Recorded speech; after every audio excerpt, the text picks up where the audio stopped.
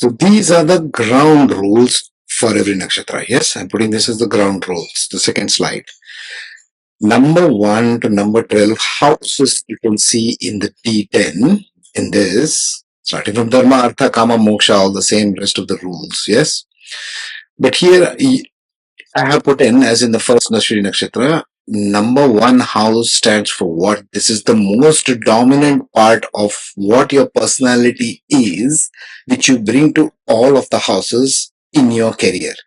So whatever nakshatra your ascendant is falling in the D10 chart, and all the characteristics of that nakshatra will carry into whatever profession you are. Characteristics, not necessarily the professions. I want to be very clear on this. The characteristics or the qualities of the nakshatra will come into all the areas of your profession, and you will notice this if you pull out your D10 chart. This is a mandatory thing. This is a necessary condition. Okay. Now, when you come to the second house, your Artha house, the second house, your values at work and how you talk to your colleagues, your wealth earned, themes will play out as per the sign of the zodiac, even if there is no planet in it, with any nakshatra in it. If you want to go deep dive, then you see the Lord of the second house, where it is placed and which nakshatra it is placed, and you can see the other nakshatra video, which I will post later. Let's say if it is in Kritika or if it is in whatever, Ashlesha, you can see that nakshatra Lord of that thing placed, and then you can surmise the meanings from that. You have to derive meanings, folks. This is not a ready-made cooked up dish I'm giving you. I'm giving you a formula how to find these things out, yes? The third house, the Kama house in a D10 chart, house, not the sign, the house, will give how your colleagues and peers are, what is your competitive spirit at work, and what are your skill sets. Again, third house sign will play out definitely as a theme. The Lord of the third house, wherever it is sitting in, and the nakshatra that is sitting in will play out for that house, for your D10. But your dominant personality will still be the ascendant nakshatra. If you do not understand these things, keep playing this over and over again. You will get it. It's like a matter of practice. Yeah. The fourth house, the moksha house in a D10 chart is for your career satisfaction, because fourth house in a normal chart is for your emotional satisfaction as a person. In D10, it becomes about career. What career satisfaction are you getting? Are you going to do a home-based business? Do you have attachment to your work emotionally? It's an emotional moksha house. Okay. All houses of moksha are emotional in nature. In the fifth house, it shows your creativity at work. It shows the quality and your interaction with your subordinates. It shows change of jobs. It shows also the type of work, or what talents you bring to the work is more like it. In the sixth house, because it's a house of enemies in the natal chart, in D10, it becomes about competition at work. It becomes about enemies and opposition at work. It stands for obstacles in your daily routine. Sixth house is for daily routines. But now we are talking about daily routines at workplace. Seventh house, because it's a house of spouse, here it doesn't stand for spouse. We are talking about the workplace. Although it's a Kama house, it stands for business partnership. It can also mean your spouse with respect to your career. Is she supportive, not supportive? That kind of issue. Again, examine the lords of the seventh house, where it is placed, what is the nakshatra, and you go on from there. In the eighth house, which is the second moksha house, it stands for ups and downs, transformation. Any kind of transformation of career. You change your jobs, or there are ups and downs in your career, promotion, demotion, all those kinds of things, sudden events. And it also stands for joint assets if your seventh house indicates that there's going to be a business partnership for you. Ninth house shows, because it is gurus, your teachers, your mentors in the natal. In D10, it becomes about mentors at work, your luck factor, your good luck factor, and working abroad, travels abroad, foreign travels. The 10th house will stand for authority, your boss, right? The big pain in the backside. Authority, your boss, your position, how much you gain position in your career. People want position, right? You want to be promoted to a senior level, of course, or you want to gain a higher authority in business, of course. That's what we all ask for. Appreciation. Will you be appreciated for your life, for your career? So that is shown by the 10th house. So this is the main house which we'll be looking at. And the lord of your 10th house in the D1 and how it is placed in the D10 is one of the dominant factors. Lord of the 10th house in your D1 chart, natal chart, what it acts up as in the D10. Fulfillment of career is the 11th house because 11th house is a house of gains, financial success, community and social network because it's a social network house. Now we are talking with respect to career. Are you going to have lots of social network or less? Are you going to be working from home, working with few people? The 12th house being a moksha house in the natal, it becomes about retirement. It becomes about settling abroad, going into foreign lands, working from behind the scenes. It also stands for secret enemies, by the way. 12th house is everything hidden, secret enemies. 6th house becomes house of visible enemies. 12th house becomes hidden enemies. Loss of job, especially in transits. There's some specific about that. Whenever Ketu or some other one is transiting, the 12th house, it might be a loss of job temporarily. Okay. Now I gotta go. Bell is ringing. So I'll get back to you shortly. So the 10 deities are for each of the Amsha of the D10 chart. Amsha is a part of the D10 chart, right? We saw that the zodiac, each zodiac sign is 30 degrees. We divide into 10 parts. We get 10 Amshas or 10 steps, 10 parts. Now, without going into too much mythology, each one of these names that you see over there for all those who are listening from out of India and don't know how to and make anything of this stuff. Okay, just make it simple that each one of these represents an archetype of behavior, archetype of qualities that is inherently present in you, which you can bring to your profession, to your career, to your job, to your business. Okay, and it is all about angles. It is all about angles, like you can see there in the chart, right? The first deity is Indra, who stands for leadership qualities, power, authority, wants to be a CEO, leader, executive, politician, etc. Okay, that is 0 to 3 degrees. Now, all of these you are seeing degrees in angles. These are the angles which a planet makes in your D10 chart. This is specific to only D10 chart. Don't confuse this with the D1 chart or your natal birth chart. Okay, number one. When we talk of angles, this is where the precision of the time of your birth becomes crucial because the ascendant is the most fickle point on your birth chart. Ascendant changes every hour, right? So it is crucial to get the angle or angle right, which means to say, which you need to have an accurate time of birth for your natal chart. If your natal chart is accurate, your D10 chart becomes automatically accurate because it's a divisional chart of your natal chart. See what I'm saying? So first deity you got to put, or we'll just use archetype for simplicity. Okay. First archetype is Indra. Indra means what?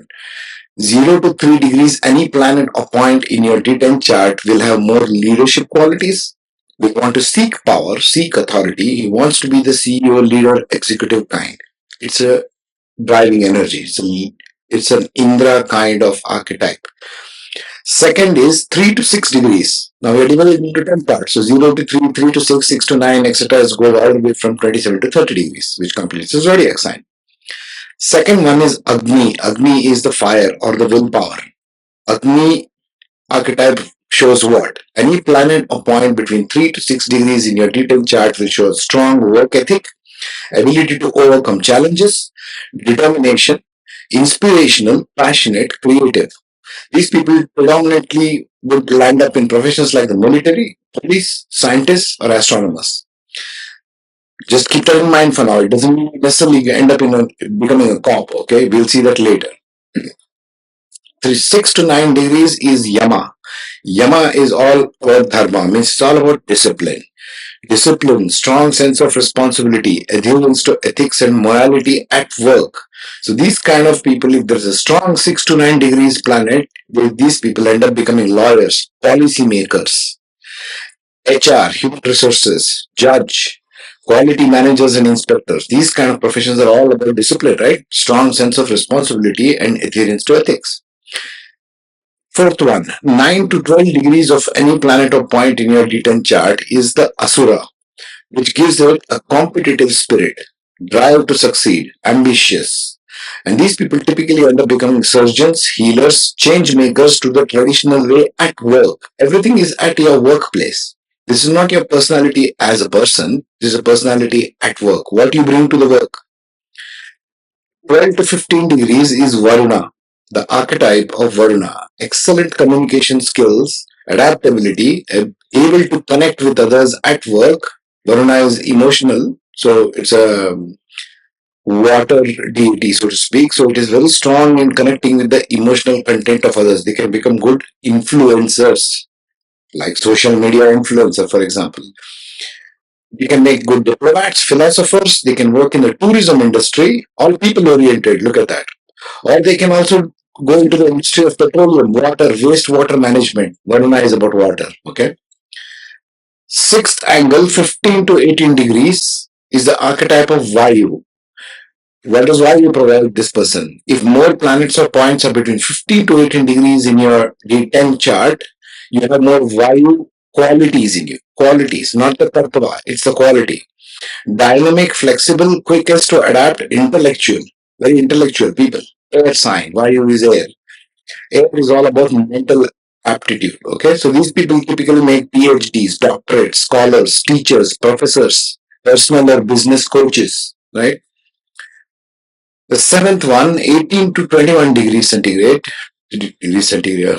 okay, 18 to 21 degrees angle is Kubera, wealth. Financially astute, ability to earn and save money. So these people end up becoming accountants, banking, and investment industry. 21 to 24 degrees. Any planet or point more dominant in 21 to 24 is Ishana, the ability to find purpose and meaning. So these people end up becoming life coaches, spiritual teachers, motivational speakers, counselors, because they are looking for greater meaning. It's like a zoom out view of life itself. They have it naturally in them. Ninth one, 24 to 27 degrees. If more planets or points are dominant in this angle, it's called the Brahma. The Brahma archetype provides a person what? Intellectual capability, innovative thinking, and originality. These people can make good scientists, good creators. They are highly creative, innovators of all kinds, any field. That's what I mean to say. The last one, 27 to 30 degrees, called Ananta. This is the Ananta Sheshanag, where Vishnu resides on. He sleeps on the Ananta Sheshanag. So it is a stability, long-lasting success, thoughtful revolutionaries, change makers, successful popular writers, coaches, and inspirers. You see all these motivational coaches, they might be having more of this Jupiter in this particular angle in their D10 chart. Okay, so I wanted to keep this table in mind. And I shall stick this in each one of the nakshatras as we go through the 27 of them. Okay. Now these are the general guidelines for the D10. Checking the nakshatra. I am more leaning towards the nakshatra aspect than just seeing the lords of the signs and where they are placed. Of course, that is the first line of attack. But we are going towards the nakshatra because we want to understand the qualities of talents that you carry. A career, for me personally, where I come from, is totally unimportant what you do in the work if you're not enjoying the God-gifted talents that you have. Each one of us has one thing or the other in one area or the other. Judging by the way the planet is going and everything is going, the young people need to understand talents first and how what you bring to the table rather than going according to what all you get as a ready-made job. Okay. So the number one rule in that is the Ascendant Nakshatra. That energy will carry to any profession, career, job that you will be eventually doing, being, creating or generating in the world. Number one. Number two, the planet points which carry the propensity towards a particular talent, ability and disposition or inherent nature, when taking the color of nakshatra and the house it sits in, will play out within the professional career. Remember this as the rule. As the person's approach and attitude towards it. Number three, since in any D10 chart you will see a scattering of planets and points in different nakshatras, different houses, this is normal.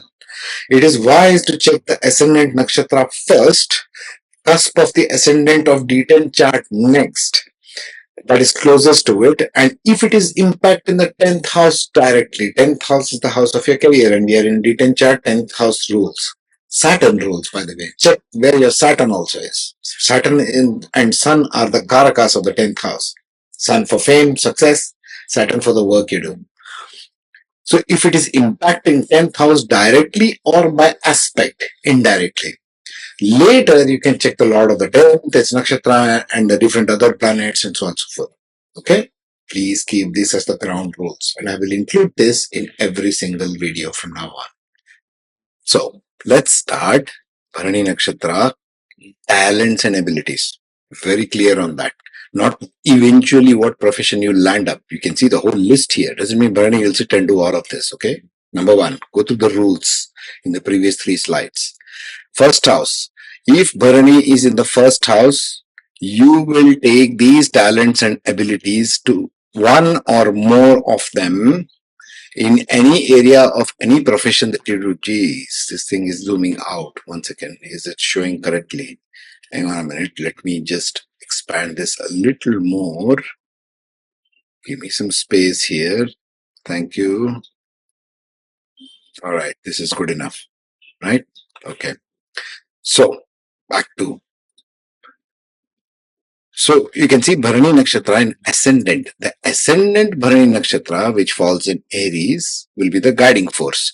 So, all suited for all these careers also, depending upon what the planets here are. I have marked the planets and the signs. You can go through them at ease. Okay. If you talk of entrepreneurship and business, you would have to look at the Mars, Jupiter, and Sun, where they are placed and which nakshatra they are placed in. So you would have to go to that particular nakshatra and see there. Okay. Mars will behave like that. That's the way it works. If the planet is situated along with the ascendant in the first house, it becomes more dominated. If it is Lord of the 10th house, next to that one, that may become career, especially if it's Saturn. Next, number 2.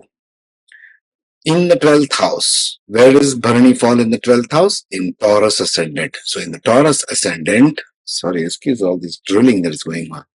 So Taurus ascendant will have Bharani coming in the 12th house. So if there are planets and points which are like this, situated with Bharani Nakshatra in the 12th house for a Taurus ascendant, we can have careers like this. Creative arts and entertainment, for example. Creative arts and entertainment, you got to look at Venus, Mars, Mercury, and Rahu. Gives a good talent abilities. You got to see where they are placed and if they are lords of the 10th house, 12th house, whatever it is. And if they are placed in Bharani, especially Venus is placed in Bharani there, it will give them a good talent, creative talent abroad maybe. Maybe. All these are maybes depending upon all the other planets.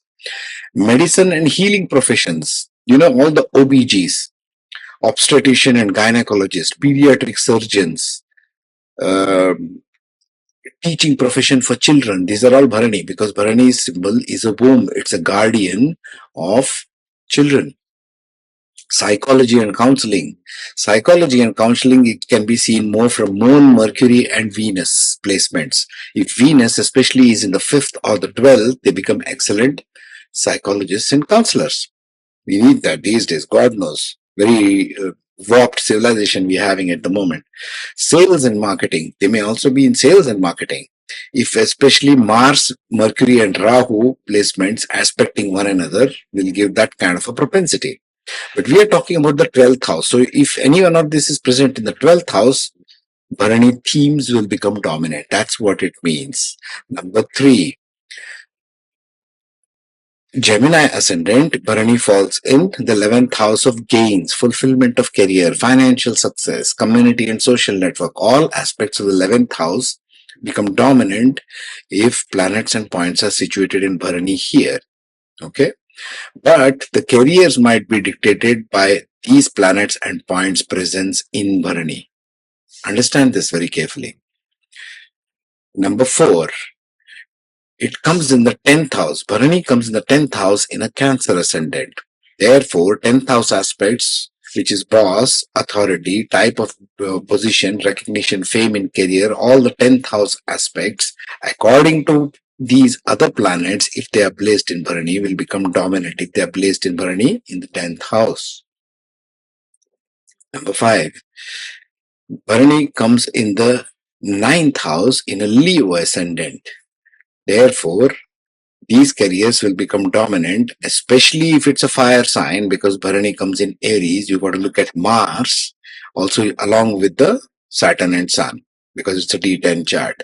So wherever Sun is coming, Sun and Mars, or Mars everywhere as I have marked, not so much psychology and counseling, unless Venus is in 5th or 12th.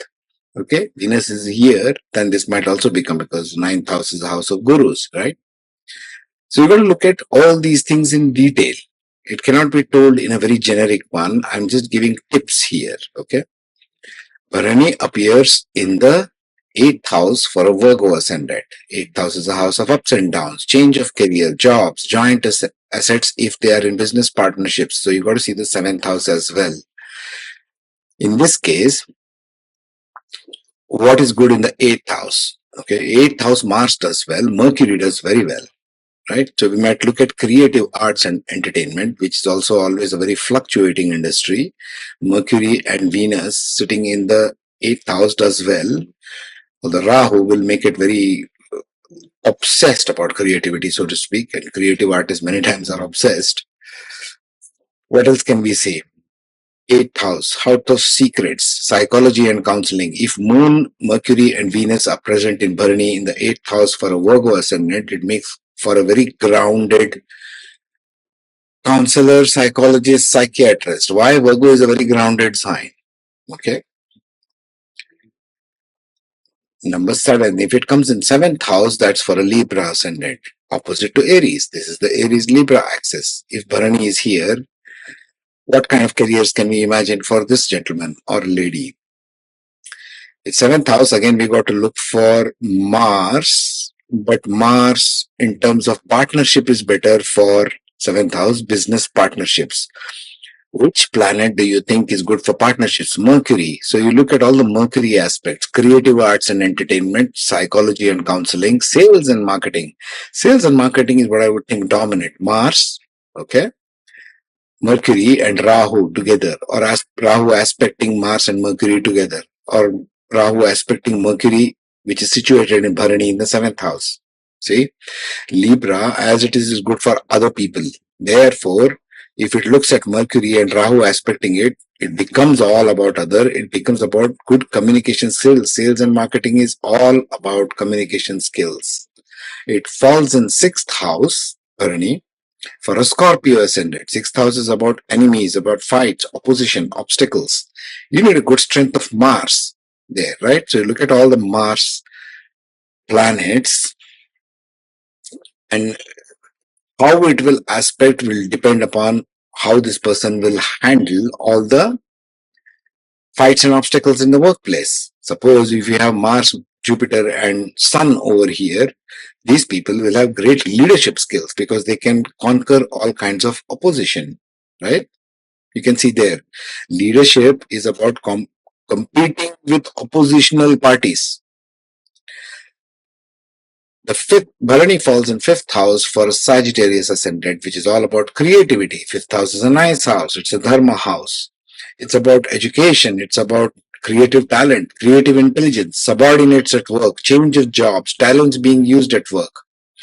Now, 5th house being what it is, if Jupiter is there, it becomes good for business. Okay. It becomes good for all these fields: creative arts and entertainments, medicine and healing professions. If Moon and Jupiter along with Ketu is present in this house in Bharani, these people will make surgeons, like I just said, obstetrics and gynecology surgeons, pediatric surgeons. Okay, that's a possibility. Capricorn ascendant. For a Capricorn ascendant, Bharani falls in the 4th house, house of home, family, home-based business, real estate. So we can look at real estate there because it's already there in the themes of Bharani. Mars, Saturn, and Moon, all these are karakas of land and real estate and property. If you have a good strength of Mars, good strength of Saturn, good strength of Moon in the fourth house, this will give them propensity, because it's looking at the 10th house as well, to make careers as a real estate agent or as some real estate tycoon like Donald Trump, for example. For the Aquarius ascendant, Bharani falls in the third house of skills, competition, peers, colleagues, skill sets. Mars does very well typically in the third house because Mars is competitive. Okay. You need a sense of competition and a sense of self-initiation, a sense of good self-worth, which Mars provides. You need the strength of Mars, and it shines in the third house. So all the ones marked here with Mars will do well there. Not so much Moon, not so much Mercury, not so much Venus. Please understand this. Third house is a Dushtana house. It's a Upacha house. So it grows only with time. Okay. Lastly, for Pisces ascendant, Bharani falls in the second house. Your value system at work, how you speak to colleagues, earned wealth. What could do well here, you think? In the second house, when you say value system, it might be more about counseling, psychology. It might be even about entrepreneurship and business. Because the kind of work you do also is dictated by the second house, the sixth house, and the 10th house, right? So that might be one of the options. Okay.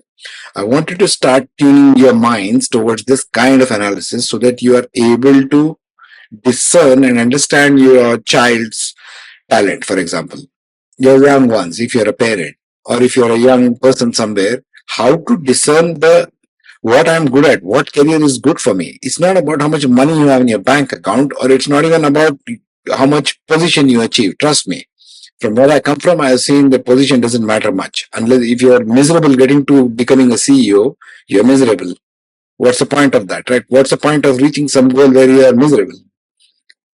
Be careful how you pick your career and where you examine your talents, please. Next, we shall be taking Kritika Nakshatra. Until then, take care, be safe.